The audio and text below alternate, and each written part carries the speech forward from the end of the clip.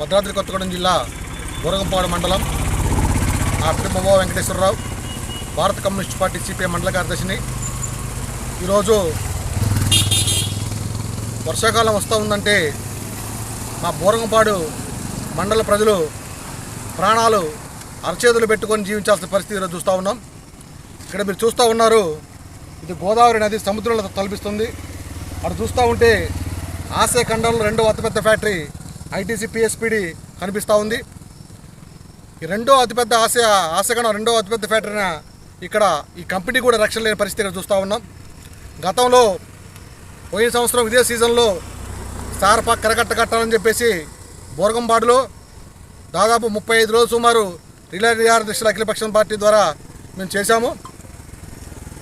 దానికి అప్పుడున్న బీఆర్ఎస్ ప్రభుత్వం ఏమాత్రం స్పందించలేదు. అలాగే ఇక్కడున్న రైతాంగం పూర్తిగా ప్రతి సంవత్సరం వర్షాకాలం ఒక పంట కంపల్సరీ రైతాంగం ఇక్కడ కోల్పోతున్న పరిస్థితి చూస్తూ ఉన్నాం. ఇక్కడ చూస్తూ ఉంటే ఇది వరి మాగాళ్ళు పత్తి చేయలేసిన పరిస్థితి. ఇక్కడ వరి ఎక్కడుందో పత్తి ఎక్కడుందో కూడా కనిపిస్తున్న పరిస్థితి. ప్రతి సంవత్సరం దాదాపు ఇక్కడ కొంతమంది వందల రైతులు కొన్ని లక్షల రూపాయల వ్యయాన్ని కోల్పోతున్న పరిస్థితి చూస్తూ ఉన్నాం. మేము భారత కమ్యూనిస్ట్ పార్టీ సిపిఐగా ఈ ప్రభుత్వాన్ని ఒకటే కోరుతూ ఉన్నాం. పోయిన బీఆర్ఎస్ పార్టీ వాళ్ళే మాటలు కాకుండా చేతల ప్రభుత్వంగా ఈ కాంగ్రెస్ ప్రభుత్వం నిలబడాలంటే తక్షణమే ఇక్కడున్న రైతులకి తక్షణమే రుణ సాయం చేయాలి. అలాగే పాత రుణాలు ఏమైనా మాఫీ చేసి వెంటనే వాళ్ళకి కొత్త రుణాలు మంజూరు అని చెప్పి కమ్యూనిస్ట్ పార్టీగా మేము డిమాండ్ చేస్తూ ఉన్నాం.